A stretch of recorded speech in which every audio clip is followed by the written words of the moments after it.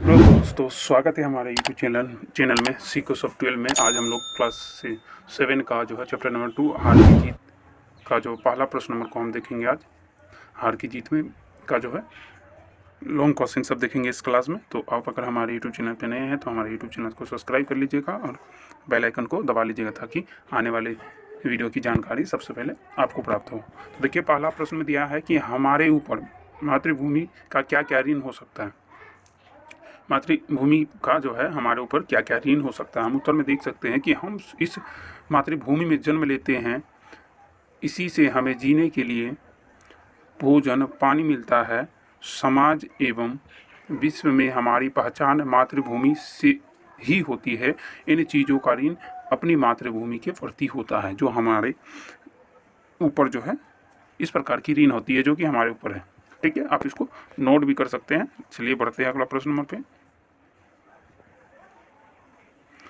अगला प्रश्न नंबर है कि कवि यानी यहाँ कवि होगा, कवि अपनी मातृभूमि को अपना सब कुछ समर्पित क्यों करना चाहता था। इसको स्पष्ट कीजिए। कवि जो था अपने मातृभूमि यानी अपनी जमीन जो है उसके लिए क्यों समर्पित करने को तैयार था। उत्तर में हम देखेंगे, कवि को लगता था कि वे कितना भी त्याग कर ले, वे मातृभूमि के ऋण से ऋण नहीं हुए हैं, इसलिए भी अपने सब कुछ मातृभूमि को समर्पित करना चाहता था।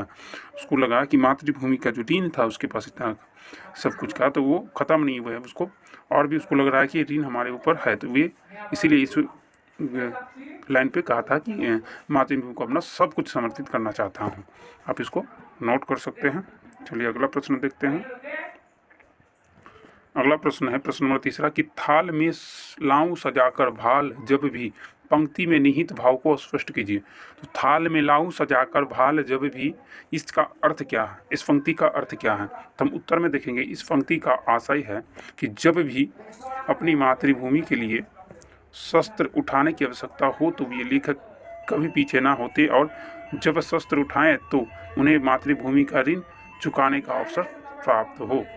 इस लाइन का आशय है कि थाल में लाऊं सजाकर भाल जब भी, इसका आशय है कि अगर हमें कभी भी शस्त्र उठाने को समय आया तो मैं कभी भी पीछे नहीं हटूंगा, मैं उठाऊंगा। अगला प्रश्न है कि कविता में युद्ध में जाने से पूर्व किस तरह की तैयारी की गई थी। कविता में जो युद्ध के पहले जो कविता में हम पढ़े कि युद्ध में जो गया सैनिक लोग, तो उसके युद्ध में जाने से पूर्व किस तरह की तैयारी की बात की गई है। तो चलिए देखते हैं। हम देखेंगे कि कविता में युद्ध में जाने के पूर्व तलवार को मांझ कर, कमर पर ढाल बांधकर, भाल पर मातृभूमि की मिट्टी मलकर तथा हाथों में ध्वज एवं मातृभूमि की छाया प्राप्त करके युद्ध में जाने की बात की गई है कविता में। आप इसको नोट कर लीजिए। उसी प्रकार से प्रश्न कविता में देखेंगे 55 नंबर प्रश्न में, कविता में अपने गांव घर से क्षमा याचना की बात क्यों की गई थी। कविता में जो है ना गांव घर से क्षमा यातना की बातें क्यों कही गई थी, देखते हैं।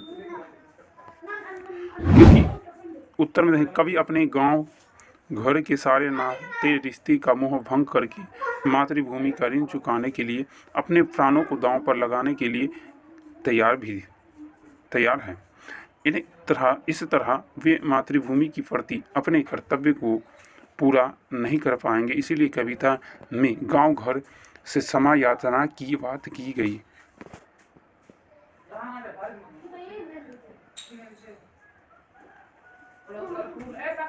अगला देखेंगे हम कि सैनिक सीमा की सुरक्षा करते हुए देश के हित में कार्य करते हैं। हम भी अपनी जगह से देश के हित के लिए अनेक कार्य कर सकते हैं। सोच कर लिखिए और अपने देश की भलाई के लिए हम क्या क्या चर्चा कर सकते हैं। तो उत्तर में हम देखेंगे कि अपने देश की भलाई के लिए हम सभी कुछ ना कुछ कर सकते हैं।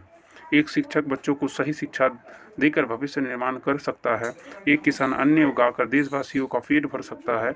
एक डॉक्टर लोगों का इलाज करके देश सेवा कर सकता है। ठीक उसी प्रकार हर एक आदमी अपनी काम पूरी ईमानदारी से करके